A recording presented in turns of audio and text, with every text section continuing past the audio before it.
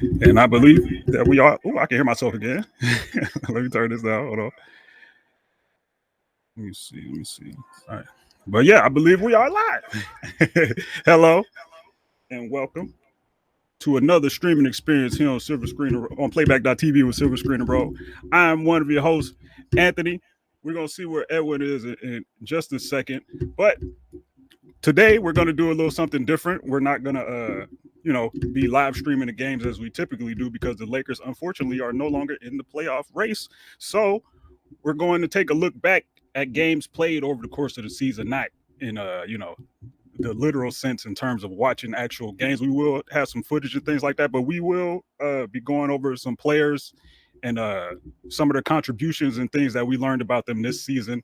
We're going to be doing this weekly over the next month or so. The good folks at Silver Screen and Roll, the talented writers over there, are doing player reviews and season reviews for every player that appeared on the roster and had contributed in some way. You can see a few of them in the chat right there. So the primary three that we're going to focus on today are Bronny James, Trey Jemison, and Christian Koloko, seeing what they brought in terms of their play this season, whether or not guys like Koloko and Jemison fit into the future. And what did we learn from Bronny in terms of his ability to actually play on the NBA level? There's a lot of G League film out there. If people are interested, I actually put the link in the chat because I know it's hard to get actual footage of him playing basketball outside of the small number of games he had in the small amount of time that he played in terms of actual NBA minutes. But I think there's some things in his G League minutes that we can extrapolate and see what will work and what won't work on the next level. Let me just make sure everything is situated. Ooh, where we at? There's the good brother Edwin. What's going on, brother? You a little tardy to the party. What's up? What's up with you? What are you talking about? 2 minutes is that's the leeway. Are we live? I'm not even sure. Are we live? I gotta turn this up real quick. Hold on. What did you say? Are we live? Yeah, it went live. I put it live. I set it to go live. It goes live on its own. So we're here. Wow. We can reconvene. Like no, we're good. We're good. All right, cool. So we're here. Do I need to talk to our special guest? Should I hit him up? I mean, we can do a little bit of what we, you know what I'm saying? Because I got some. You don't want him? Yeah, I don't want him either. No, all right, let's keep it going. Let's keep it going. All right, Bronny. If he's ready, then it is what it is. But we could get the conversation. No, but we're definitely gonna get the conversations. I'm just saying, I don't know if you want me to just send him a quick message, be like, hey, you good? I'm sure he's good, but oh yeah, I'm just gonna send him a quick little smiley face. See what that does. Sometimes you gotta, I'll double text. I have no shame. I won't triple text, but I'll double text. I'm not one of those people who's like, nah, they haven't messaged me. I'm not messaging. I'm like, hey, I'll message 2 times. After that though, fool me twice, I can't get fooled again. So how you enjoying Cancun, man? What's going on your end in the world? And I'm my back been cooked forever, and I kind of think I stumbled upon part of the reason. Like, it's not my back; it's mostly my hips and my pelvis that were cooked. And like, I figured out that I was sleeping a certain way that was really detrimental to like my overall health. So we're getting that together, and I'm feeling much better than I felt all season. I was up here dying most of the time, but I didn't let y'all see it. What's going on, Raj? I'm gonna invite you to the stage real quick. You can let's have Raj come through. Pop up whenever you're ready. Yeah, I'll just kind of set up. I already heard the 1 minute. I was tardy there. Geez, 1 minute, but fine. I did hear you mention this stuff. I see. I done watched 3 hours of Bronny, boy. I was about to get right into it. You know what I'm saying? We was about to get into some ball handling conversation. I told you that 3's a little. I'm not trying to clock watch, but I'm like only 3. I'm like, all right, I watched a little more, but I'm gonna wait till Raj comes through. I got some receipts to pull up. I've been locked in. I'm Yap Master General. So like, are you gonna be like the host of like throwing the questions at us? Like, cause you know what I'm saying? Yeah, let's do that a little bit. I'll MC. Here we go. What's going on, Raj? We can hear you. And we'll tag team it. We'll feel it out from there. All right, Raj. I think, is this your first Silver Screen and Roll playback stream? It is. Yes, it is. I've seen some clips, and I told Edwin, I think already this. Just the only thing off limits is the Drake Kendrick beef. We've left that Like, wait. We did not say that. Tell the truth. No. Don't run this time. No, Raj, first off, we do have one thing off limits. It wasn't Kendrick. Do you want to tell the people what you said was off limits? Oh yeah, Alex Lynn. I'm not trying to talk about Alex. He said Lynn. no. He said low. Raj I'm not trying to talk about Alex Lynn. No. I was double checking with him that the availability was good and all that, and he's like, yeah. He's like, and I told him, hey, we're gonna mainly focus on Bronny. We might dip into the other players we evaluated, which are all the bigs, right? Morris, Len, Koloko, Jemison. And when I told him that, he's like, okay, cool. I don't want to talk about Alex Lynn. I'm like, it was such a funny request. I'm like, oh, sure, you could just. I don't even know there's nothing to talk about. There's nothing to talk about. Forget talking about him. Let's talk to him, because like, how he been scamming this long, bro? Like, he got a decade plus. I know you tall, but like, you got to be doing something. Wait. But do you hate the player? Or do you hate the game though? Like, no, I'm just saying. I'm trying to get like you, baby. I'm trying to get like Alex Lynn. That's all I'm saying. So anyway, for one, welcome to playback. Obviously, it's gonna be a little different from our typical streams, which have the games running, and we're kind of we commenting on it, talking with the chat. I'm sure you understand the vibes. This is a little different. It's just gonna be us here. Maybe we'll have Anthony do some screen sharing for certain clips, but we're here with you because you're one of the experts, right? You're one of the people, for those who don't know, who mainly just will maybe watch the streams and aren't as aware with everything Raj is doing. He recently joined on board Silver Screen and Roll. He's been doing a lot of film analysis and articles for us, especially during the end of the regular season, the postseason run here. And it's been great. I mean, Raj is one of the best minds when it comes to basketball, the X's and O's, and he knows how to articulate it and kind of break it down and show you what he sees, slowing down clips on Twitter. He's doing that now for the site. It's been fantastic. So we thought, why not bring him on, especially because Raj was really focused on the South Bay Lakers beat at the beginning of the season. So Raj has probably watched about as much Bronny film as humanly possible, given that he's at those games. And even for someone like myself, I try to lock in with South Bay, but sometimes there are literally time conflicts. Laker games are going on. I can't do it unless that was my dedicated, beat. And that was his dedicated beat, especially early on when he was spending a lot of time there, covering the South Bay Lakers and the Bronny kind of angles to those stories. So, Raj, I'm going to kick it to you. Maybe just open it up with what your overall thoughts were on Bronny this season. Yeah, I think me and Bronny got on first name basis, which was pretty cool. Because there's not a lot of people there, so sometimes they'll be like, "All right, we're doing media," and Bronny will come out and just see me there. I'm like, "Oh yeah, it's just me over here." No, it was cool to watch him grow, I guess, and I think that's the main thing that I saw with him from the game one at his opener, where honestly he was scared to shoot. Like he was just really tentative. Wouldn't even take a three. Really, teams were going way under his screens. From that to where I was really trying to inform people, because as you said, Edwin, most people aren't locked in with South Bay, and I totally understand it. It's a tough place to be locked into. But he turned into their best on-ball guard. Like, he transformed into that, which is impressive to me, because they have Quincy Oliveri, who's another guard that plays well for them, and some other guys who play well. But I thought Bronny really morphed into their main on-ball guard, and he was handed the keys. He was first not supposed to play road games, but then he went on the road and dropped 30. And, I wrote about that for Silver Screen and Roll, where after that, he was really handed the keys, and he was hitting step back jumpers and like off the dribble bounce step backs, and just got really comfortable with his shot. So I thought he developed really well, ended up averaging like 21, 5 and 5 in the G League, shooting like 39% from three on over 8 attempts. So I thought he became exactly what you would hope the 55th overall pick would be. And if you look at picks around that area, your player being quote unquote too good for the G League is kind of, I think, the best case scenario for a player at that spot. But yeah, it was cool to watch his growth this year, just being in person for that. And he blew up for like 39 points, and people tweeting me like, "Is that real?" It's like, yes, that's real. Yes, it's real. And Anthony, throw it to you. What were your biggest takeaways from the moments you did see him, whether that was the South Bay stuff or with the regular season Lakers stuff? I think you were on camera when he was crossing up Giannis, because that was the home game. So I'm sure you have some good memories there. What were your biggest takeaways from just a Bronny season overall before we get into like the little details? Well, my overall goal with watching him this season was just seeing if he had functional like NBA skills. Like, and we talk about the jumper a lot because that's the skill that's going to make sure that he translates well to the league. If he can't shoot, then he's going to have a little more of a issue on the next level being a productive player, at least on the offensive end. So I wanted to see like Raj talked at the beginning, he was a little tentative at the beginning. You could tell like that he was aiming his jumper and things of that nature. So I just wanted to see if he got comfortable as a jump shooter, if he could come off of screens, if they're going under, shoot a jumper going either direction. He showed me he can do those things. As a ball handler, whether or not he was comfortable running sets and all this other stuff, I want to talk about his ball handle later because I think there's a lot there.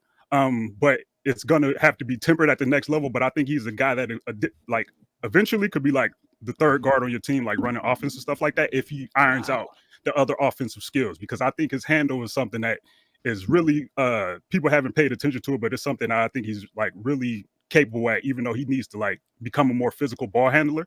But I think he has a lot of like NBA skills as a ball handler, the way he plays with pace and pick and roll and things like that, stuff that you can tell that he's the son of an NBA player. So just getting into all the stuff I saw him as a finisher, him on the defensive end, and whether or not I think he should be a bigger defender when he's out there instead of like trying to chest up against guys and stuff like that. Like all of that stuff I was looking at in totality. And I think he showed me that if the jumper is there and if he fixes certain things that he does execution wise as a ball handler and a defender, I think he could have a decently long career if he irons those things out. Not like as a star, but as somebody that comes off the bench or something like that. Yeah, I just want to add some more background because I think like at least when I talk to people about Bronny who don't watch him, right? They go, "Oh, this kid who probably doesn't have to really work for anything, right? I think he has like 5 million Instagram followers. You know what I mean? So like he has a lot of avenues for money, but the funny thing that was coming out was there's this GIF, whatever it is, like where he's telling somebody in the crowd, like your chain's fake, right? Like someone's talking to him, and he's like, I just retweeted that like 20 minutes ago. Oh, okay, yeah. So, but like being Edonino, because the South Bay arena is very like it's very small, right? So so you can kind of hear everything, and so the other players who try to go at him because he's Bronny and LeBron sits courtside. But Bronny is like talks a lot of crap right back to him, is super competitive. Like, you suck, you can't guard me. Like, that stuff is really cool to see from him. And I think those are some of the questions about like how much does he love this? You know what I mean? And everything I've heard is like that dude works his ass off, whether he's he's LeBron's son or not. So I just want to bring that background to it as well. I think that's a great point, Raj, because we can get into the whole Nepo debate, which I don't really want to get into. But I think one thing with everything that when you gain something, you lose something. Like for all three of us here, I'll just speak for the group. What we gained in ingraining ourselves into covering the Lakers, and actually all of us getting paid to different levels of covering the Lakers, what we gained is that's awesome, right? We get to get paid to talk about the stuff we love.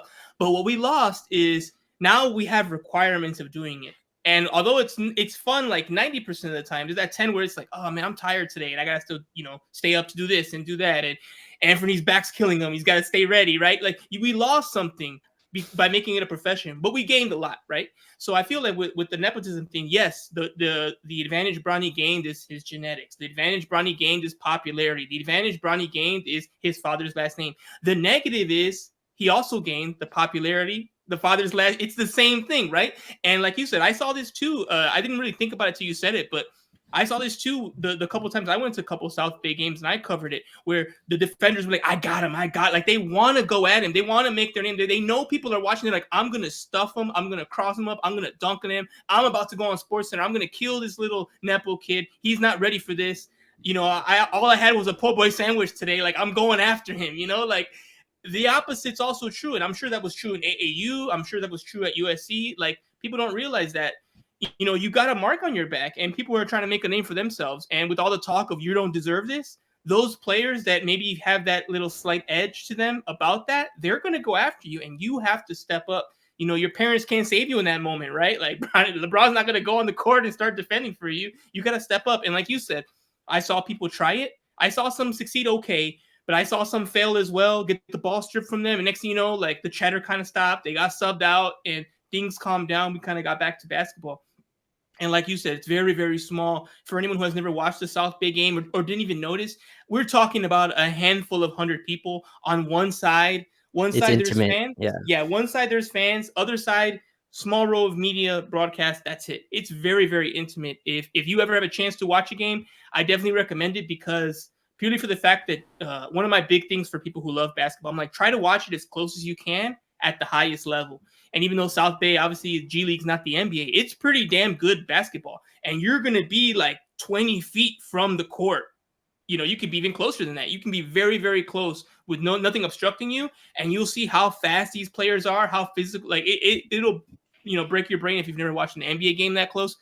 The speed and level that's at, and you can hear all that stuff like you mentioned. You can hear the coaches screaming, you can hear the players rotating and yelling and communicating, and you'll hear the chatter that Bronny had to deal with. And I agree with you. I think he handled it well. I was kind of like on both sides of both of you when it came to Bronny at the beginning of the year. I just wanted to see some of those 3-and-D qualities come up and step up. And it's quite impressive that for Bronny, the question is offense, because for most young players, the question is defense, right? Like Quincy's got the opposite problem. You combine them, the little Dragon Ball Z thing, they'd be a perfect player. The defense with the 3-point shot, right? Quincy struggles because he can't defend, and you can't be on the floor in the NBA game if you're going to be such a weak point, they can just go at you, right? Bronny's not at that level, but his problem's the other one, developing that shot so he can be on the court and make his biggest presence known. So we have a couple articles. Anthony already shared them. Darius Soriano, obviously a Lakers blog legend, wrote a season review for Bronny that came up this morning. And also this morning was Raj's video, kind of just talking about the analysis on what he showed in his development, especially in the G League. I want to take it back before we get to kind of development in the G League to... Again, we were joking, Anthony, did he do 3 hours? Did he do 5 hours? How many hours of film analysis he did? I did my own too. And I also went back and watched I watched the Laker Film Room podcast with you, Raj, January 3rd. You went up there and you talked about Bronny. And that was January 3rd. So he was still kind of, developing his stuff. And you mentioned the 30-point road game. And you mentioned that where you were hoping his shot would, quote, become real, is the words you used there. Do you feel like he grew from where he started, maybe late January to now? Did his shot improve? Is it the same? Are you optimistic on that? How do you feel about his jumper in particular? Yeah, I'm way more confident now than I was. Definitely. He missed his first 10 threes in the G League across 3 games. 3 games, yeah. And those did not look close, honestly. Like, they didn't look good. The confidence wasn't there. And maybe something about playing at home, I wrote about this as well, that going on the road kind of freed him up in a way. Something about just that environment, LeBron being courtside, quote unquote, in all those games. I just thought him playing on the road kind of freed him up. From there, I think he got really comfortable as a off the bounce shooter. And again, a lot of his threes, like when I mentioned the percentages, like watching him every night, not a lot of those are spot ups. Like, he's the ball handler for that team. And so not a lot of his threes come off just standing in a place and catch and shooting. A lot of those are just through the legs. Anthony, you want to talk about his handle, which I'm excited to get into as well. But like, he has a lot of nasty step back threes that, people wouldn't really think of him for. But he's got a lot of those under his belt in the G League. And yeah, the G League's not the best in terms of competition, but I always say like the rim's still 10 feet high, right? And these are still athletic dudes that you got to get your shot off against. And I think he's got to adjust again at the next level. But I'm way more confident now in his jumper, than I was in whenever that was January 3rd that I went on, the LFR pod and talked about him. But he's shown like a real aggression as a scorer. And, I think that's kind of, people are trying to ask if he's a 3-and-D player. And I asked him straight up, I was like, what do you think? Are you in the league? And he said, I'm an on-ball guard. And that's what I'm getting reps for, which I think is interesting because I don't think that's what people are kind of pigeoning him for. But that's what he's working with. And look, he has maybe the 2 best on-ball players to ever exist on the same team. It's a good people to work with. But no, for sure, his jumper's in a really nice place. I still think at the NBA level, there's got to be at 6'3", just the amount of separation you need to be able to create. I think that's his next step. But again, I'm excited. He's going to play Summer League again, which I'm happy about, to get more reps and development in. But yeah, the jumper's in a much better place than it was. Yeah, I'll share that article in a moment about him, saying, he answered it in the locker room after the Lakers were eliminated, that he's going to play in Summer League, which I think is good. I think everyone should play. It's great. I don't care who you are, unless you're Wemby. That's like the only person. And honestly, I would love for Wemby to play because that means Wemby, Cooper Flag in Las Vegas. Let's do it. But or THT. That's the bar. Like THT, no. Everyone, you need the reps. Like, it doesn't matter. You need as many reps as you can get. You're young. Go get some reps. It just doesn't make sense. So I'm so glad he said that. And I had while we were talking here, I told Anthony if he could pull up the top 10 Bronny plays, just so we can see some of the South Bay stuff. So before you press play here, well, you already press play. All right, go ahead. We'll go ahead and I got it muted, so I was just gonna yeah, have it you're running. good. We got that monster dunk there, and as you can see, for those people watching this, for the first time, maybe that's all the crowd. There is no other side. Like I said, it's very intimate, very small. And there he is, putting on a poster. I think that's the game where he scored like 27 or something. Yeah. And Raj, feel free to jump in here if you have any comments or if you want us to pause anything. And I think this is a good example of what Raj is talking about, that he on ball, right? Like just being on ball, creating separation, and then driving to the hoop. They run a lot of lobs for him, by the way. Like it's underrated for their ATOs. 6'3" guard. Yeah, they run a lot of ATOs for him to get guard. This was the one. Another the almost two-handed died dunk. though. He destroyed the Valley Suns this season, by the way. Every time they had like those alternate jerseys on, he was going crazy. Those jerseys teal, are the fire, black, he was cooking. Like yeah, I did like that powder blue. Jersey. This was his 39-point game, the Santa Cruz. And you see, look, all ball, all action. So this is not a 3-and-D guy, right? That like you mentioned, that's on ball. He doesn't think he's one of those. He wants to have the ball in his hands. And so, like you saw there on that particular play, like he did a step back three, like Raj was talking about, his shots off the dribble. I think he's a little more comfortable as a step back shooter. Like he has this step back that he does where he takes 2 steps. I think his balance is a little better when he does that, because the one step, it kind of like the back step is a little weak. He kind of gets into the jumper. It kind of turns into a fadeaway, but the double step, which is a testament to his handle, it allows him to like hop into his shot a little bit better. And I think he had a good deal of success with those particular shots. But he showed every like variety of jumper that you want to see him take. As a 3-point shooter, I still think the release could be a little bit faster, but you don't want to mess with guys' mechanics too much, and it all becomes a thing of whether or not he's going to get closed out to in specific situations to where it would matter that much. I don't know if it will, but that's something that I probably want to see, is if he can like speed it up just a little bit, because that's what kind of separates guys. Like if you think about like a guy like Ryan Kelly back in the day, where he couldn't shoot with game speed necessarily the same way as he could. He'd go down to the G League, he hitting everything, but he get up here and it's like, so a game speed adjustment to his jumper is probably something that might need to be considered, but like how do you go about that is the ultimate question. But I think he's going to be fine if he can maintain the same level of handle that he has already. But like I said, we can talk about the handle and things like that in a minute. Yeah, what's interesting is like if these highlights don't really, I'm not sure we'll show it, but he actually had a really nice mid-range game as well, and like his release on that was pretty good. He had a lot of like floaters and stuff like that, and he was their crunch time go-to guy. He won them a lot of games down the stretch. And I think another kind of really good indicator, he was like 83% free throw shooter, I think, in the G League as well, which is another indicator of just a guy who has a shot that's pretty consistent. But I thought the mid-range stuff was impressive as well. He had a lot of baseline fadeaways, just stuff that like kind of show you have a full arsenal to go to as a guard. But yeah, the jumper's in a much nicer place, and I think it shows the work he put in, because the jumper is nowhere near. I watched none of him. I didn't watch any of him at USC. I don't watch college basketball. But just what I've seen I from can him. tell you, he was not high school, college. The jumper was not consistent. Okay, yeah. Yeah, it was I think like it was better in 26% Sierra Canyon though. But yeah, better at Sierra Canyon isn't saying much, because it was really bad at USC. Because again, he had that cardiac heart condition. We can't even begin to describe how much that set him back. Like he could have literally died. And luckily he didn't, obviously. And getting healthy and feeling better was just far more important than okay, when can you play again? So he was limited, and I'm hoping that this year, being fully healthy, being okay, being good to go, he can have a full summer where he feels great. Played a bunch of NBA games, a bunch of G League games, and he can do all the training he needs to. Summer League, Las Vegas, the stuff up north in Northern California, and really set himself up for a really strong sophomore season. So I'd like to get into the handling, since that's something that Anthony mentioned that he wanted to kind of talk about.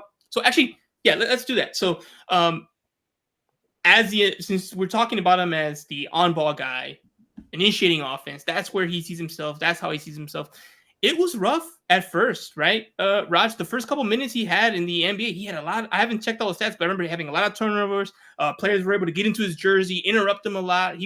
It seemed like he would get the ball with confidence for like a split second. And once that pressure came, it was like hot potato. He's like, okay, let me kick it out, because I can't handle this. I'm gonna try to relocate. Like it's a lot. What did you see from his handling that kind of improved, and where do you still feel like he needs to maybe step it up a bit if he wants to get to that level? And then of course, Anthony, you can jump in after that.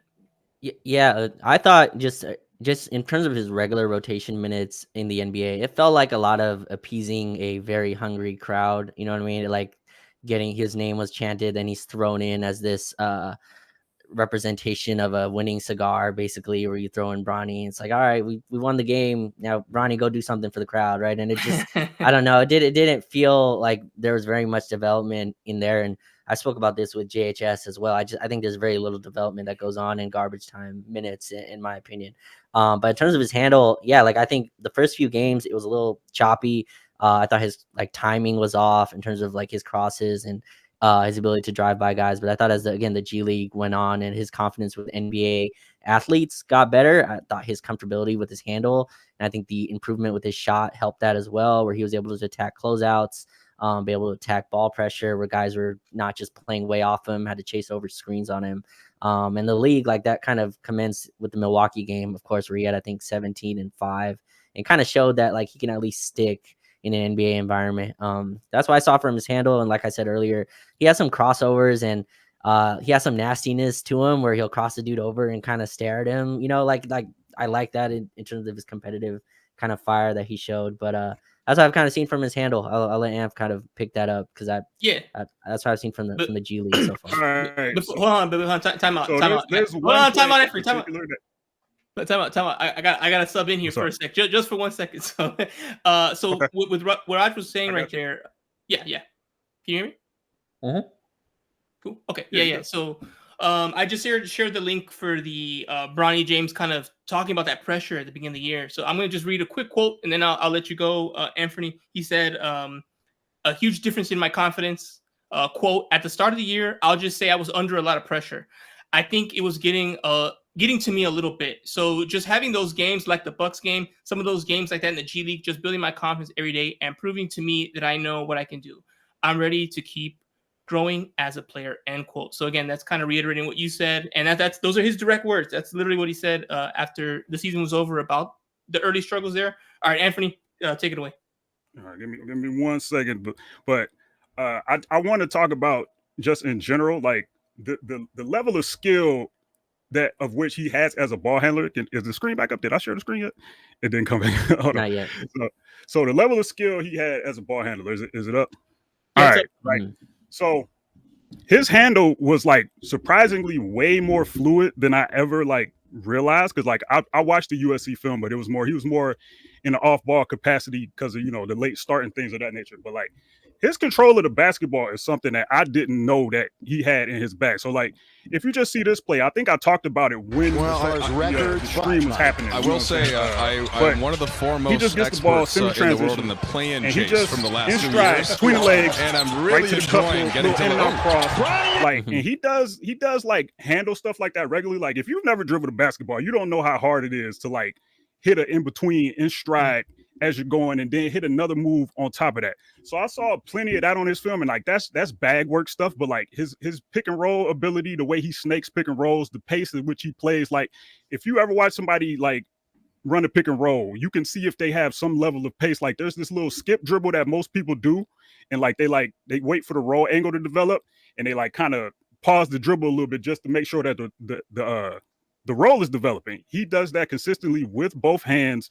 The only thing that I want to see more of for him as a ball handler, because even though he has the NBA level like skill work due to his resources and things like that, he also has his dad's like lack of wiggle in some respects in terms of like shoulder movement and stuff like that. And he's already a small guard, so I think he's going to have to learn more to play to contact. Now he does that in transition and stuff like that already, so I think he can do it capably eventually. But like if he ever like becomes the aggressor as a ball handler, like I think he's going to be able to be successful in the guy who like bumps guys off and has Euro step through floaters and stuff like that. I think he can reach that kind of level as a ball handler. He's way better of a baseline ball handler than I thought he was. And I was really encouraging to see for me just in his first G League minutes and as he got into the league and stuff and got more comfortable with it. Yeah, no, I agree. I didn't think when the season started, I did think of him like 3-and-D, more catch and shoot, and then people were who knew more were telling me he's more on ball. I'm like, on ball? He's kind of small. Like, I don't know about that. And then the more I saw him, I'm like, oh, that is how he plays. Like, I'm still a little worried if he can he be Avery Bradley? You know, can he really like handle it and like take care of it? You know, like the best version of Avery Bradley, not maybe the final version we got, but you know, like that's kind of what I envisioned for him. And I saw glimpses of it. I got a little more optimistic as the season went on with his handle there. Anthony, I know you have, just like Raj, y'all have, you know, super minds on basketball, and I'm right there with you. But one thing I want to do is kind of implement that stuff in here and like break it down for people. So when you use the term snaking, can you just, you know, you don't gotta give me a full, you know, 2-hour in-depth conversation, but just explain to people what you mean by that. So essentially, you know, in a pick and roll situation, you come off the screen and there's multiple avenues to attack, you know, pull up jumper, you know, straight drive to the rim. Snaking is a little more of a concept where you come across the ball, like the screener the guy that just set the screen, you come across the angle where they just set the screen, kind of like to keep the defense on your back for the most part and kind of survey what's in front of you. So you come off the screen, maybe free throw line, and you just glide across the free throw line, surveying to see what's going on. And he does that a lot, just really patient and like making sure that he's making his reads and all of the angles are developing in the way that they're developing. Now, his success as a finisher in situations like that and things was a mixed bag. Had a little floater situation and stuff that he got to that I really liked as well. But just the capability for a young guard to do that, because what is he, 20 years old still? Like he played he played barely any college due to his heart condition. His high school experience was him more so being a part of an all-star team basically, and so he's a little more off ball and things of that nature. So the fact that he's comfortable doing multiple things with both hands as a ball handler is something that I'm really excited about. I don't know how much it's going to translate to the next level, but the fact that he can do it at all was like a major plus for me. Yeah, because I think when people you know, one thing I hate when people disrespect the NBA players and like, oh, they're doing this. I'm like, you don't understand. Like, Raj knows a lot of this stuff. I know a lot of this stuff. Anthony knows a lot of this stuff. The reason we can't do it is because it goes too fast for us to do in real life. So like the fact that Bronny, like you said, can see a pick and roll, slow things down, you know, snake through, find his shot. Like the fact he can do that at NBA speed and kind of control the tempo a little bit, that's impressive already. Because like, you're really young. I mean, can Connect do that? Like, no, he cannot, which we'll talk about later, right? He can shoot. He doesn't have that kind of ability, right? He can't handle the ball that way. And the minute something breaks down, he gets lost. It has to go exactly the way he was told. If it, you know, if a pick and roll would come to Dalton and maybe it gets rejected and the defense denies it and they go back, he's gonna be like, that was what the play was. Like, you know, like, what do we do now? He's gonna either, you know, shoot it up or he's just gonna pass to the other side and like, you know, it's a breakdown. Bronny's able to handle the ball. And when you're able to handle the ball, initiate actions, you have to be one of the smartest players on the court. You have to be very, you know, intuitive to what's happening and adjust to the situation. See when you have the mismatch, see when your teammates have the mismatch, see when something breaks down. You have to have that vision. So yeah, I think that's a very positive from Bronny. Raj, one thing we haven't talked about yet is his passing ability. No, there's right. a lot. Passer when he has the ball and he's making those decisions, especially in South Bay versus the NBA. Yeah, that plays much. That's what I was gonna get into. His like pick and roll just operation was way more advanced than I thought it would be. Again, like I listened to most people. I thought he was trying to be a 3-and-D player as well. I did not expect him to be handed the full offensive keys, and they really missed him when he didn't play. Right, so South Bay didn't make the playoffs this year. Second straight year they weren't a part of the postseason, and a lot of that was Bronny just didn't play in all the games. He was on road trips that probably didn't need to be on, but in any case was on the road with the team and just was not playing, you know, all the games at South Bay. But like his pick and roll operation was super important. Him and Christian Koloko, a guy that I've really, you know, tried to promote, but JJ doesn't care what I think, but like I would have loved to have Koloko to play. But we might need to run up on Jonathan real quick. Yeah, but, I'm gonna keep my mouth shut about that stuff. I have a few things to say to him.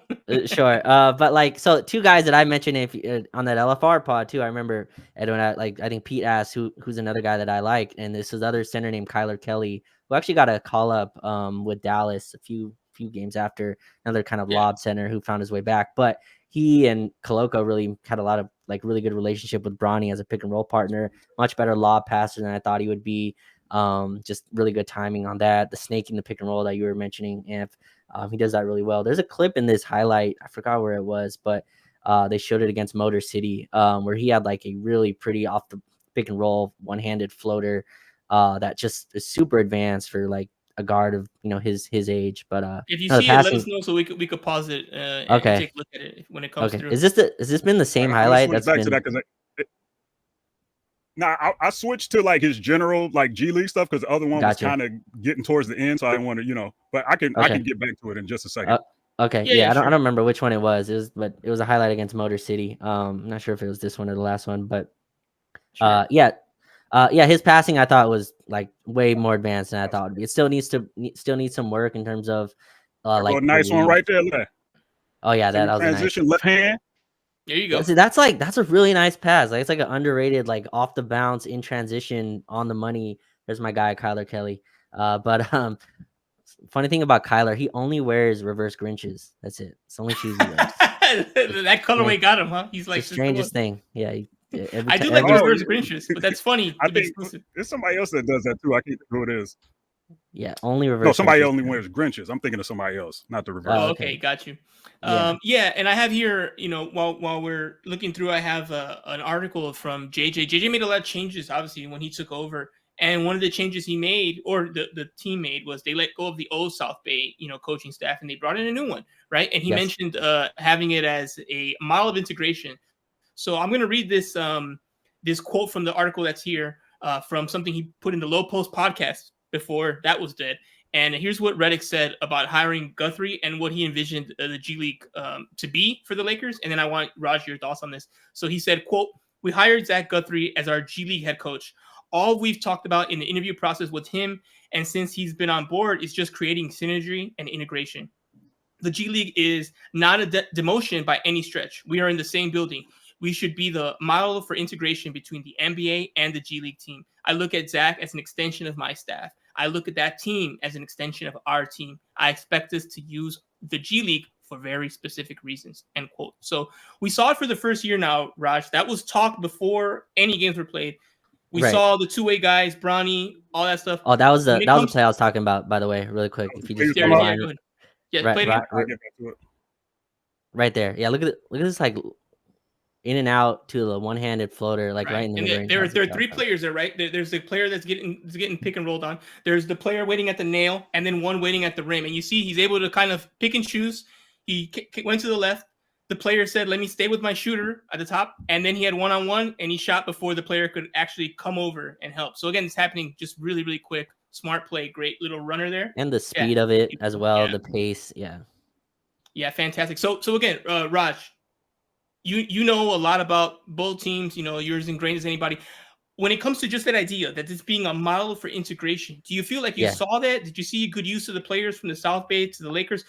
I know generally the sets and stuff. Do you feel like the offenses were the same? What's your opinion on how that worked in year one? I thought this was the closest, like in terms of integration between the team and South Bay in years, right? Like we had like Jay Huff and all those guys. We had Colin Castleton that really didn't fit the coaching staffs of the parent team versus the South Bay team. There was a lot of friction there, but I thought this year, at least, this is the shocking part to me. In the regular season, I thought there was a ton of integration. Trey Jemison is another name, right? Jordan Goodwin was so good with South Bay that he got a chance with the Lakers and eventually was converted to a standard contract. Christian Koloko got minutes with the G League, then got time with the parent team as well. Just a lot of integration there, I thought. And Zach Guthrie has, I think, tried to run a very similar system. Obviously, he doesn't have Anthony Davis on his position, or he doesn't have LeBron James, right? And he's spoken about that. He's like, I can't really run the same offense without LeBron James and Anthony Davis, but we try to run similar stuff, similar skeleton of what they're running above. But I thought the integration was really good until the playoffs. Like I thought, like until it was time to go in the playoffs, we didn't take anyone except Jordan Goodwin. I believe was the only guy who was converted. Everyone else was left off the playoff roster. But during the regular season, for sure. And I think that was a huge reason the Lakers got to the wins that they did, that they were able to get. Jamison was able to come in and get you not wins, but like be, playable as a rotation guy against, the Clippers or wherever it was. Koloko came on a road game against Denver and, helped out. Jordan Killed Goodwin, that game, obviously. yeah. Yeah, Jordan Goodwin obviously came all the way and was starting as their starting shooting guard for a little while. So I thought there was really good integration, and like to me, Bronny's development and I think kind of showed kind of the attention to detail that they had with the whole staff and with the parent team as well. Yeah, Anthony, what did you think about the collaboration with the Lakers and South Bay? How do you think it worked in year one when it comes to just integrating the two to kind of be one entity, if you will? Golden Knight in the chat. But I think we got the most juice out of our G League like situation this season in terms of like as far as I can remember back, as far as us calling up guys and them being actual contributors that we need to actually do things on the basketball court. Like we were playing fast and loose with kind of some of the guys on the two ways and like the availability for the games that they had and stuff like that. But I do like that we made several changes throughout the season and we're searching for something. Like sometimes we kind of just stood pat. Like last year we had Castleton for the entire season. And like if you watched them play, like you kind of had some inkling that it wasn't going to be like what you thought it was. But the fact that we were able to integrate guys at multiple levels over the course of the season was at least four guys that got called up, if I remember correctly, if we're not counting Bronny, and one of them became a major contributor. And I think a guy like Koloko had a chance to be, but I think we were kind of just trying to do certain things with his contract that prevented us from playing him as much as we probably should have. But I thought it was good. I did like we would have years where it would seem like they weren't running the same system and stuff like that. Like I think that we were, and I think I don't know how often we've had it to where guys were picked like prior to the season by the coaching staff, like a new coaching staff. We got a guy that was handpicked by a guy like, hey, come over here with me and do this thing. So like I think it worked from a top-down perspective as well as I think it probably could have on a team that's this level of a contender until we weren't. You know what I mean? Like we were the third seed in the West. So the fact that we got any kind of functionality out of our G League at all speaks to how successful I thought it was this season. Yeah, I wasn't thrilled when I forgot the previous coach's name when he got let go because I kind of liked him, but I'm like, hey, I get it, the business. We got a new boss in charge and he wants to change things. It's probably not a personal thing. It's just like, hey, I got to go with someone who I'm starting the new staff, so I need to do it my way. So I get that. But I was impressed with what happened under Guthrie. I think it was a marriage of the two. Before it kind of felt like South Bay just did its own thing, and hopefully they got a couple players that you might want to use, not like you're kind of molding them with the idea of how you want to play and then picking from there. So that's why I think why you saw more of it this time than last time. And I think the other thing is that people are so focused, and I get it, because what's the most important thing for the Lakers right now? A center, a wing. Is Austin good enough? Blah, blah, blah. And I get those things are priority 1, 2, and 3. I acknowledge that. But as you can see with these teams in the NBA, to win a title and to play 100+ games, you really have to be excellent in the margins. The Lakers don't have a bunch of money. They don't have a lot of roster spots. You're going to have to be very smart with who you give two-way contracts to, very smart with who you give those final roster spots to, because you will need them. You needed Jemison to play those rotation minutes. You needed Goodwin to come out and be a role player. You needed Koloko to come in when X player rolled an ankle and so was hurt and all those kind of things. You need to also hit in the margins. And a lot of times fans forget about that because they're so focused on, can we get a 2010 guy? And it's like, you're also going to need those guys who can just come in and like give you minutes throughout a long season. And like Raj said, I think they did a great job with that in the regular season. And the playoffs, they just threw the baby out and said, all right, we're going to go with these 6 guys, and I don't trust nobody. And it's like, all right, I don't know if that's the way to go. But again, those are the growing pains for Redick. And it's tough when they were trying to find a center and all that other stuff. And, I think they kind of went with, I'd rather go with the stranger I don't know than the guy I don't trust. And that ended up maybe not being obviously a good thing, because we got Alex Len and Morris and Maxey out there giving us nothing. And it's like, man, maybe Trey Jemison could have said, hey, Rudy, cut it out, bro. He could have at least put him in a headlock or something. And Koloko could have maybe given you a few points. Again, would that have changed the series? No, but again, working the margins. A lot of those games were close. A lot of those games were really close. Double-digit leads in the fourth. If you would have made little changes, maybe that's the difference between a long series, a short series, or even winning the series. But of course, that's all over and done with. But I love hearing that. All right, so next question I have for you here, Raj. Oh, hold on. I think let me see if we have something in the chat. Do you want to Does get to Bronny have a good chance? the chat question real quick? Yeah. Go ahead. Go for it. So me first, Raj. What we doing? Oh yeah, okay. No, I wasn't sure. I wasn't sure. I thought you were gonna. I'm gonna read it, and then Raj can go and yeah.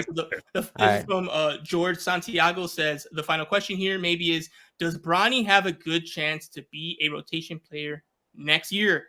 The expectation is he should be. So Raj, I know it's early. You don't know what the roster looks like, so hard to tell. But from where he's at now, do you think this is what the expectation should be for Bronny next year? I don't. I think he's still one more year of development before he's an actual rotation player, right? I mean, rotation to me defined is a player that's playing every night, right? That's coming off the bench, giving you 20, 25 minutes. Or 15, whatever it is. I just don't think he's there yet. But maybe he is, but I don't see it right now. I think he's one more year of developing, whether that's in the G League, whether that's just sitting on the Lakers bench, whatever it is. I still think there's a year away before he's an actual just backup point guard, that the role that he wants to be in. So that's where I'm at with him. Amp, go ahead. All right, so I agree with Raj his sentiments in terms of I don't think he's ready quite yet, and I think it's due to some of the things that we talked about. Mm-hmm. We didn't really talk about his defense yet, but like his offense is still, even though I praise his ball handling and stuff like that, like I said, he still needs to be a more physical ball handler and stuff like that. His jumper is still, I don't trust it fully just due to, like I said, the game speed stuff and stuff like that. But if we want him to be like a rotation guy, it starts with his defense, and I don't think his defense is there either, even though he's like billed as like a 3-and-D guy that we thought, and he's shown to have more than that potential. I think that he does some things technique wise and stuff on defense that's going to give him trouble until he kind of irons those things out. Because he's, like I said, he's a small guard. He has enough physicality and stuff like that, but I don't think he uses his hands enough on defense. I don't think he's like physical enough on defense to where he could be. I think that he's kind of relying on his athleticism. Like if you ever watch him like in a defensive slide and stuff like that, he rarely makes himself a little bit bigger than he is to like kind of deter guys. And he's more of a like, I'm going to switch directions with my hips and stay in front of you. Like, you know how Gabe kind of plays chesty defense? He kind of does that, but like on a smaller scale. And so like when he's sliding, he doesn't really have his hands out or anything like that. I think he picks up a lot of fouls that he doesn't need to pick up in terms of like just trying to beat guys to the spot and stuff like that. I think if he becomes a more proactive defender, which is what I want to see next year, just like dictate in terms of where guys go instead of being a reactive defender. I think he's more of a reactive defender so far. Like the things that he's shown as a ball stopper or like those are my opinions on that. I think he has great but like potential as like a weak side rim protector kind of guy and stuff like that. We could talk about that down the line, but like he has the tools to do all of these things, but he has to be able to do them more consistently. Whether or not we're going to have him on the parent team is going to like make a lot of this like what it's going to be like. Is he going to be able to improve if we have him up there as much, you know what I mean, next year? Right. So I think that's kind of all baked into it, but he just needs reps to like be able to actually be a rotation player. Like I don't think he's there yet, but he has all of the tools to become one eventually, for sure. Yeah, I just want to hit on the defense thing. I think that's a great point. He's a super eager defender and he gambles a lot. So like he was second on the South Bay team in steals behind Jordan Goodwin, around 2 steals a game, but that's a lot of gambles for him, and a lot of that wasn't just like you said, it's a very reactive position where, you know, and his best defense to me was when another dude was going straight at him and he had like a personal challenge, I guess, on the defensive end, and he really locked in that capacity. But just like any young guard, very eager, very much trying to create turnovers. The G League kind of promotes this fast style basketball anyway. So, you know what I mean? Like it's not a place where players are locking up in any case anyway, in terms of how they play. So it's a very much a up and down style of basketball, and it really caters to guards. A lot of centers with their hands up asking for the basketball. But that helps a player like, you know, Bronny as well. But yeah, on the defensive end, I agree with that. A lot of technical stuff to iron out, but he has all the athletic tools. Like I never watched him going, that guy can't like, you know, hang athletically on the defensive end. It's all of that is tools for him, and just getting better with the know-how and the reads and stuff like that. But his anticipation is pretty good, like on steals and stuff like that. Yeah, just gambles a ton on that end. Yeah, to me, before we get into the defense, because there's a lot I want to say about his defensive skill right now. When it comes to rotation, I'm kind of with you guys. I don't think the expectation is that he can have a year where he's, one of the 9 or 10, even in the regular season. I think you're more looking for the Dalton Connect season, where you have moments where if you're hot for a couple weeks, you're going to get a bigger role, or maybe you're the next man up if there's a key injury to one of the other guards. But okay, you know what? Yeah, Bronny can actually handle this for a week. Like, sure, let's give him that spot instead of diverting those minutes to like other people like DFS or Gabe. You could be like, no, just slot Bronny in there and we'll be all right. He can handle it for a couple weeks. I think that's where the growth is. So that would probably not be rotation minutes. That would be, I don't know, you're averaging like 11, 12 throughout the season. And there's some games where there's a huge uptick, and there's some games where, you just sit out because the rotation guys are doing their thing. No one's in foul trouble, and you're just kind of observing. You're more of a break glass in case of emergency. But you're promoted from where he's at now, which is pretty much like you said, just victory cigar, game's over. All right, you'll be at a higher level.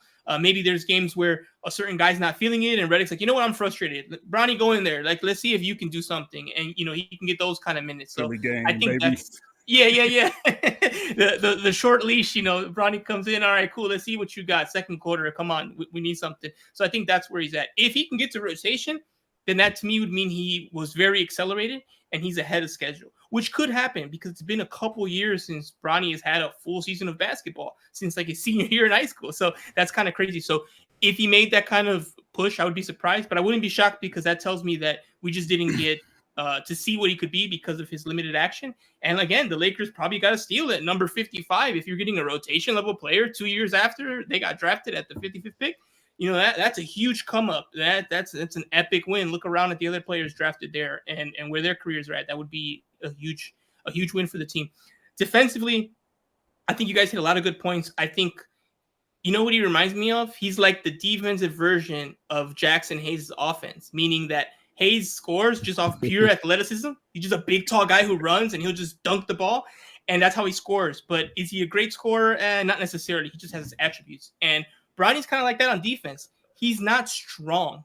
He gets bumped a lot. That improved throughout the season. I saw like him get like moved off his spot a lot better. He got better at that, but he still it would still happen even late in the March, April games that he played.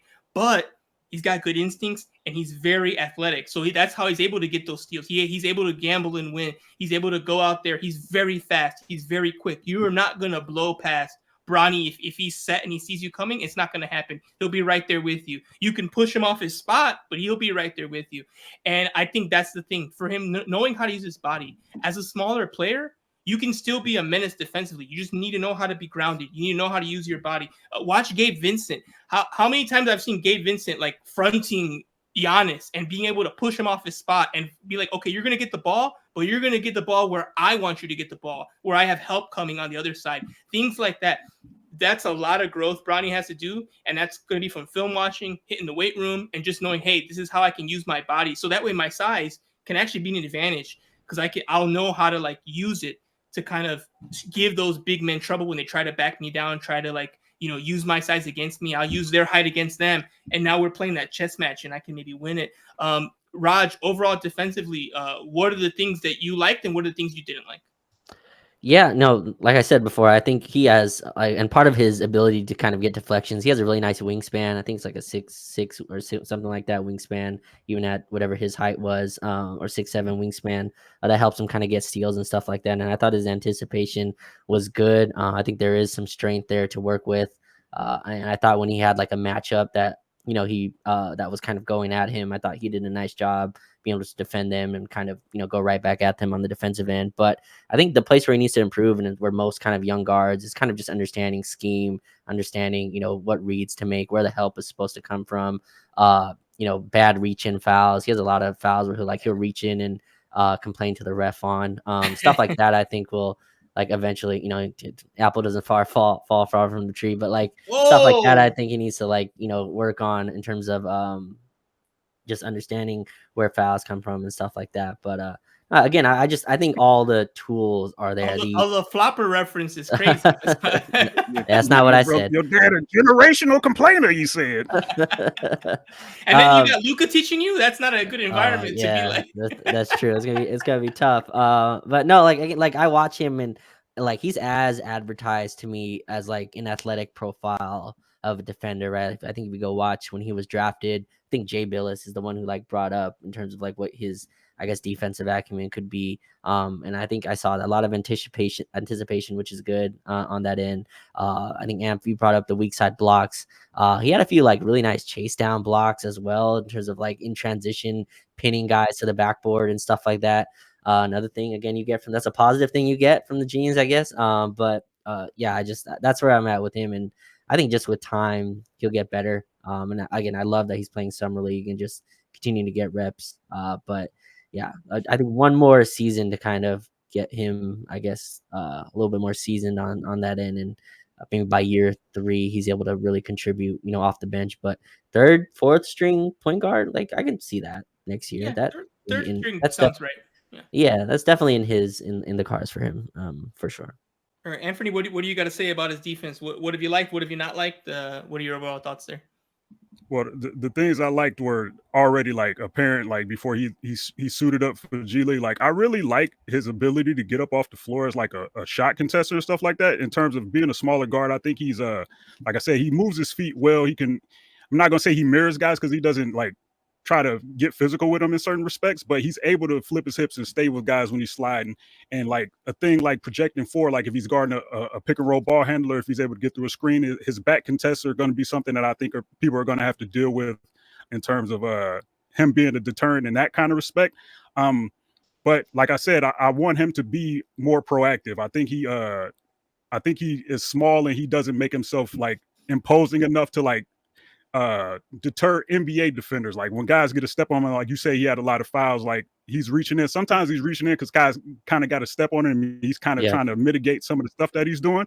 I think at the next level, he's gonna have to like be able to dictate terms more often than he does. Like I think he's just kind of like, yeah, I can guard this guy. Like I can stay for him. We're seeing a defensive possession right now. Like you would see, like I think it was a game they played like against like David Stockton. I don't know if there was some like NBA like dad stuff going on there, but like you can like when there were smaller guards out there, he was a little more physical. Like I can get up on this guy and do stuff. I want him to apply that to everybody, not in the way that he's going to pick up fouls and stuff like that, but like I think he can, just expand himself a little bit physically and I mean literally and what's the other figuratively? There we go. Literally and figuratively. Anthony, I got a question for you. When you're the defender. Damn, okay. I mean, like, that was so aggressive.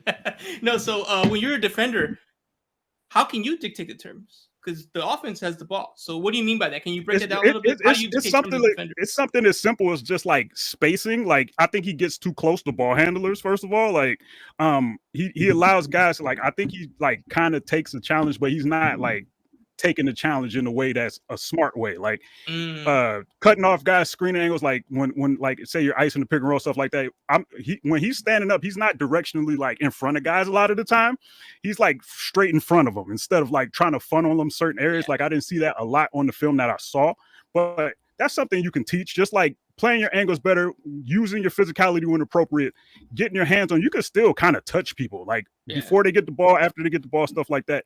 I just think he needs to make himself a little more of a physical presence out there, not necessarily getting physical with people all the time, but just like making sure they see you and feel you a little more often. I think he's more just he's going with like, like what's one like the judo, like you use people's movements against them and stuff like that. I think he's just going with their movements, like they're doing a synchronized dance a little bit, as opposed to where he could be a little more active as a disruptor if he becomes a little more aggressive and a little more like physically imposing. I love talking with the tools he has. I love talking the minutia of this stuff because it's a great thing that we don't talk about so much. Again, we focus so much on offense. Everyone does, on just that's what the thing you see. Oh, he scored, he didn't score. It's like, well, what happens there? So yeah, I love what you mentioned. I really saw this growth from Max Christie in his second season, where he really started to get the defensive stuff because, like you said, yes, the offense has the ball. That makes him the aggressor. It does, but it doesn't. It becomes a chess match. Okay, he has the ball. well, do I want him to go left? What do I want to take away? What do I want to give him? Maybe there's a certain spot on the floor I prefer him to go to. And that's part of that engagement. How close do you get? How much do you sag off? Is this a player who's a 3-point shooter? Not a 3-point shooter. What do they like to do? Do I want to take that away? Does that actually work to my strength?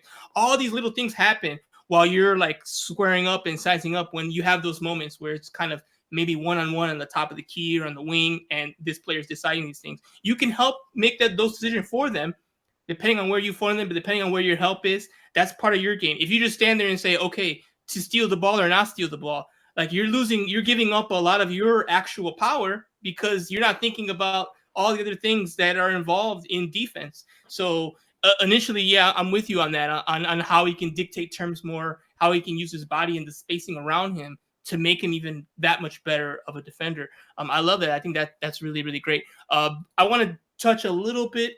Now we just hit the 1 hour mark, so I want to touch a little bit on some of the other players. But before we do that, is there anything else you want to kind of hit up on, Raj, here about Bronny so far in year 1 going into year 2? Yeah, I'd love to see him because we were talking about his defense, and like again in the G League, it's tough to gauge a guy's defender like defensive ability completely because again the defensive kind of effort and all that really waxes and wanes on especially so actually like early in... real quick, Raj, because I know what you're talking about because I've gone to G League games and I've seen them, but again, a lot of people haven't. What do you mean by that? Is it just like summer league ball? Is it because players are just trying to get theirs? Is it because people are trying to get contracts? Like, what makes it what you're talking about that? Because the coaches are still have their plan, right? But I know what you're talking about. So can you kind of just describe what creates what about the G League environment creates that scenario? Yeah, it's a real transition game, right? And you'll see almost like the NBA doesn't have a lot of post ups anyway, but you'll see very little where a big man gets the ball and gets to really back down or like kind of operate in any kind of sense. It's very much a guard dominated league, and the big man is really there to set screens. Like that's really what they're there for, and to rebound and to block shots. Jalen Brunson ball, baby. Exactly, and that's what it is. And so it's very much transition, fast paced. The refs play into it too, because in my opinion, like bigs get no calls over there. Like you can shove and just do whatever you want, but like guards will be able to get a lot of touch fouls, and you'll see sometimes G League guards will have 15-20 free throws in a game. It's just it's crazy numbers back and forth. So that's why it's tough to really... I'd love to see him in like an NBA defensive scheme and see what that looks like. Something interesting is that South Bay doesn't switch as much as JJ Redick does. So do you hear that, JJ? You don't have to switch everything. Well, because they play... I mean, they make the playoffs though, so like they didn't have their full squad. But like they play... JJ took them, that's why. But they play centers for a lot of the time, right? And so like you don't really want Koloko and those guys switching very much out there. So you keep them in this drop scheme. And I thought Bronny did fine, I guess, as a chaser in that role. But that's the other thing that's tough to really gauge in terms of their defense. Which why I think Jordan Goodwin stood out to me, because in that environment he was an incredible defender, even with all the things that I'm talking about. He was just it was really clear he was special on that end, and I think the Lakers saw it too, and it's why he got a standard contract and was eventually playing playoff games. But that's so I think Bronny's in a good spot. But I just want to close with that because it's really tough for me to really know how great a defender he'll eventually be with just playing in this environment. That's a good thing to point out. We have insufficient data. We have G League games where you mentioned the offense is just geared towards offense. That's how it's officiated. That's how it's called. And then, like everyone's mentioned, just some garbage time minutes, not necessarily the best sample size to like judge a player on. And, with how he was in the beginning of the season where it was kind of rough and he got better, we'll know a lot more about where he's at defensively, maybe by Christmas time. When we have like 20 NBA games or so and he's gotten some decent run, I'm assuming for some of them, we'll know a lot more about where he's at and kind of how far he has to go. Anthony, anything more for you on Bronny before we kind of pivot to the other guys? I just like one thing that we didn't really talk about is in like for his offense is like his finishing. I think that if he's gonna be like a part of the rotation and stuff like that, he's gonna have to iron some things out there as well. Like in terms of like if we think he's gonna be a catch and shoot guy, then a catch and attack guy.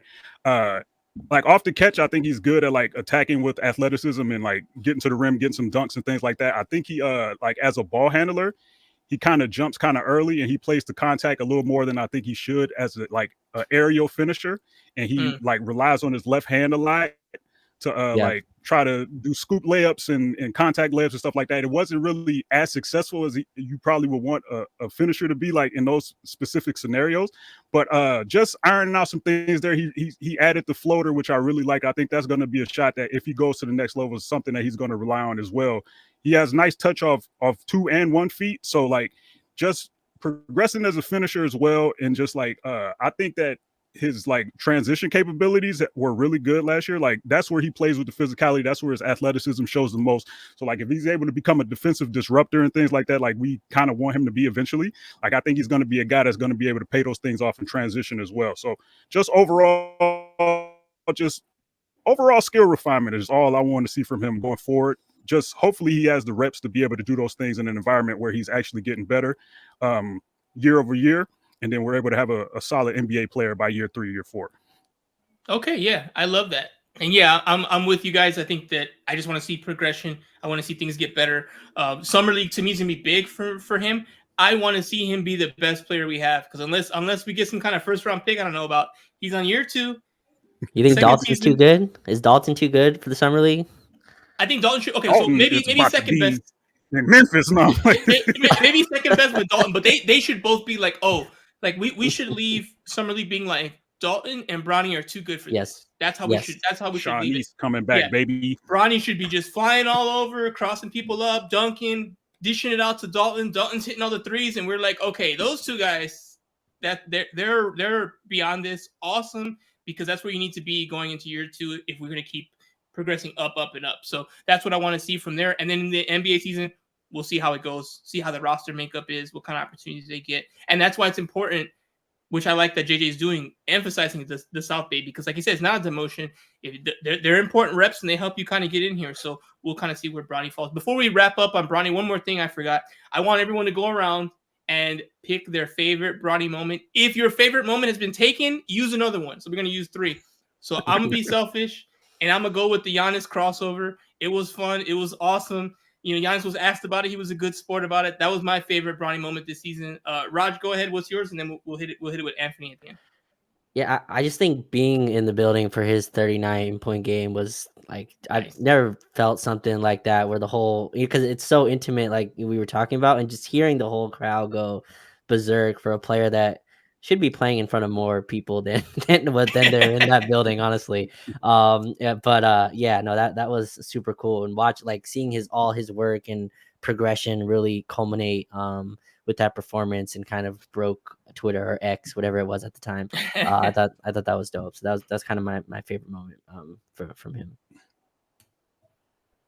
All right. So for me, I believe his first NBA points were in Cleveland, if I'm remembering correctly. Yeah, I think so. I think he hit a baseline jumper against the Cavs. And you know me, Ohio native here, you know what I'm saying? I'm like, you know what I'm saying? You just think about the legacy, like LeBron, King of Cleveland from Akron, his son come back in the league. People like, you shouldn't be in the league, brother. Like, I'm about to get y'all a bucket in the hometown, baby. Like, even though Akron and Cleveland they like an hour away from each other. But all that said, like the symbolism of it, and just like I just thought it was a cool thing to see. Like overall, like that's probably my favorite moment outside of like him hooping and, you know what I'm saying, the alternate jerseys in the G League. Actually, I cheated. I'm gonna cheat. I have one more. This is before. Is a little inside baseball here. So I'm at Summer League covering the games for Silver Screen and Roll, and it's my second year I think doing it. I did it like the year before. But that was before Jacob got the promotion he is. Now he's our big boss. This was before he was our boss. So I didn't really talk to him that much the last Summer League, 2 Summer Leagues ago. So I'm going to Summer League, right? And I'm going to cover Bronny Summer League. And I'm excited, blah, blah, blah. So, you know, I'm messaging him the way we message him for work. And I'm like, hey, what do you think? What kind of questions? You know, these are the ones I think. And then Jacob was nice about it, but he's like, oh, you're not going to get a question in the scrum. And I'm like, what are you talking about? I'm Edwin Garcia. I'm like, he's like, yeah, it's going to be too crazy. And I thought, I'm like, maybe I kind of took a little personal. I was like, all right, maybe Jacob doesn't know. Like, you know, I was here last year. Maybe he didn't know because he wasn't my boss back then. Whatever. I'm like, all right, cool. I'm going to get some questions ready anyway. And as unfortunately, as y'all know with bosses, they're typically right. I've never seen anything like this. So for those who don't know, I know Raj knows because he's been in the scrums before. For Dog eat dog world. Yeah. For traditional Laker games, it's a lot more civilized. It's like the coaches on the stand, people sit down, and like there's a person in charge kind of pointing, right? In a scrum, it looks like those pictures you see where it's just one person, it's like a fishbowl, one person, a bunch of reporters, and it's just scream your answer out, right? And I've been in those, so I know how they're like. I've been in those in Summer League, so I know how those are like. I've been in those in the Summer League in Las Vegas for the Lakers, and I know what that's like. And I always got my questions in. I had no chance, y'all. It was the minute Bronny came out. I'm talking about, I've never seen a crowd like this for LeBron, Anthony Davis. No one matched Bronny in Las Vegas. Nobody. I was so far away from the front that I could barely get the audio of the questions that were being asked, much less ask a question. I had my arm through like 5 bodies trying to get my phone close enough so I could transcribe it later. It was a zoo. I couldn't believe it. I was floored. I was like, Jacob, man, I'm sorry. You were right. Like, I had no chance of a question. I don't even know if I got the audio, to be honest with you. We're going to try to see if I got close enough to the front. And it was crazy because Bronny went and he left. And then, like, everyone left. And then the coach came, Dalton came, and then it was normal. And I'm like, they didn't even stay for everybody else. They didn't even pretend to care. They're like, Bronny's gone. We gone. Like 80 people left, and I'm like, what the hell was that? That was crazy. You were literally just here for Bronny. You won't even stay for the head coach. They're like, no, we out of here. Cameras, camera crews leaving. It was a zoo. I've never seen anything like that. It was unreal. It would have been easier for me to talk to Wemby the year before than it was to talk to Bronny the year after. So yeah, Bronny gave us a lot of hysterical moments, a lot of hype, a lot of pressure, and I think we all think he did a pretty good job of it. And we're looking forward to year 2 and hopefully a bigger role and continues to progress and develop for the team that we all love. All right, so